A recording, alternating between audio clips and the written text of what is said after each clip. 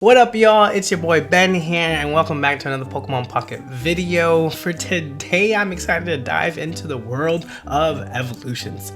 That's right, with this mini set that is coming out, we could get some love to some of these underused Pokemon that could probably get a huge lift by adding that additional evolution line to add more power, more strategy, and frankly, just some more love for these folks. So I'm excited to dive into it. After watching the video, let me know what you think of the 5 that we're going to talk about, and also start thinking about like what are some of the Pokemon that you would love to see get their cross-gen evolution into the game that we don't have yet. Before we do so, only about 2% of you who are watching are subscribed, and we have time to hit 10,000 subscribers before the end of the year. So let's make this video blow up by hitting that like button, subscribe, and definitely click that notification bell button so that way you do not miss out on a thing. All right, with that out of the way, let's go ahead and get into it. All right, our first one is Onix. Onix was the first one that came to mind. It is such a lovely mon, like it's one of the first gym battles you see in the game or in the anime, also in the game, and it's just a lot, like, right? It's 110 HP, it's pretty decent status for that, but it takes 3 energy in order to use its only attack. And if you don't have Brock, who's its supporter, its synergy card, it takes a while to get online. And pretty soon enough with that, if this is your only thing that's leading the charge, then your other folks are getting into it. So let's talk about like how this could work and with its evolution, Steelix. Steelix I think would make a great addition to 1, to this game, 2, to the Steel archetype, so that way Steel can get some love. And this idea of like being able to go from like fighting to Steel type, I think is really cool to be able to play around with that. We've seen different typing evolutions in this game already. Like we have Eevee into any of the evolutions, so like definitely can happen, not a problem.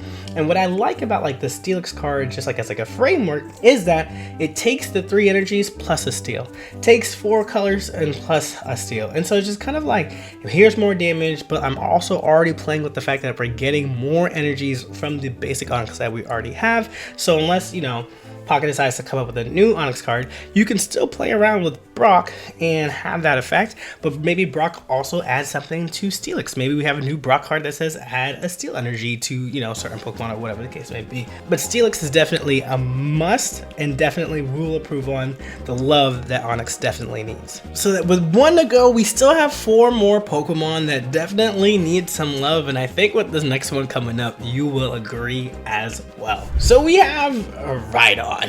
I just don't even think I've seen Rhydon being played at all, right? Like it doesn't get the boost from Brock. It takes 3 specific fighting energies, which you could be using to something else. It's 4 energy for 100 damage, and that's it. Like that's really it, and there's not much you can do with it. Rhyhorn doesn't do it any favors either, because it still takes 3 energy for 60 damage. Like building up all that time to get that energy up there with no help definitely doesn't help out this mon. So in comes Rhyperior, right? Rhyperior should be able to hit hard and should be able to do awesome things, and with this it actually now has like 2 attacks that have the energies that were needed from its prior evolutions, right? So it has I think this card is a really cool framework for this idea of like having 3 and having 4. I love the fact that it's only requiring one fighting and then colorless energy to do with that. But like ideas of like discarded energy from your opponent's active Pokemon, that's automatic. That'd be pretty cool. We have another one. We've seen that also with Gyarados, so like that is pretty cool to have that determined in something like Rhyperior. And I think part of like adding that in here is it's a stage 2 evolution, right? So like maybe it's okay that it's 1 less energy, whereas like Gyarados is only 1, and then you can use Misty on top of it. Heavy Rock Artillery, it's a high damaging move, and then you don't get to use it the next following turn, so you have to go back to your turn 1. I'm not saying this is like a 1-for-1, but I think this idea of adding Rhyperior, adding in the fact that it can attack twice, or like have 2 different moves for you to choose from, so that way you can figure out and use utility. Like I think that's what this mon needs. It needs to be able to have utility. Like give it a big power boost because it's a powerhouse, but like let you have some options, because the other 2 quite frankly can't do that. Especially with their only move with no effects, and it just costs too much energy in order to do that. At least with this, you're putting the energy towards something that can have an impact on the game. With those two out of the way, the list continues to go because, quite frankly, I'm not even sure if you even remembered that these last 3 Pokemon are even in the game. And here is, for example, Tangela. What? This poor thing, it's 80 HP, so it gets knocked out right away from like the mons that are really good, right? It's weak to fire. Pikachu takes it out immediately, and Starmie EX takes it out immediately, and it's not going to be able to do enough against the likes of like Mewtwo, like healing 10 what's like healing 10 damage when you get knocked out in 2 hits. You know what I mean? So like, it's not much. It's not much at all. Plus, it requires you to have 2 energies to use this. So this is definitely one of those mons where like when I say they, I mean the folks, the people out there. This never gets used. This doesn't get thought about when coming up with different types of grass techs at all. That slots definitely for Execute. You have things like Vileplume, Lilligant, obviously Venusaur, but Tangela, it doesn't feel like it's worth running. So here comes Tangrowth. Now, I think this is pretty cool because we're gonna continue to add on to the energy to make the energy investment worth it, right? So if you do use 2 energy, you heal 10, now you get 3 energy and heal 20 damage, then you have 4 energy, and then this attack, I think this attack is really cool. Like, I really love how this card feels, and I kind of feel like this could slot right into Pocket. This attack does 10 more damage for each energy in your opponent's active Pokemon retreats cost. We don't have an ability like that or like an attack like that in Pocket yet, and I think that's really cool. So some of your heavy hitters can like get messed up because like you're now can add this attack could go all the way up to 120. Your big hitters like Mewtwo or whatever the case may be, like they take 20. And that's 100 damage, right? And the beautiful part about this is that it's a stage 1. So if you can get this online, you only need 1 piece for your evolution. And I think that is something that Tangela can go. There's sustain on there. There's an ability to be able to attack like for a lot, for a good amount of power, and letting that power also be on the basis of a retreat cost, I think is really unique and something that we don't have just quite yet. With these last 2 mons, I think this next one definitely comes into surprise that like, hey, this is still here. And so let's just kind of like run right into it. And that's Seadra, y'all. That is Seadra. It has a 3 water energy requirement, no colorless energy, nothing like that. And this attack does 50 damage to one of your opponent's Pokemon.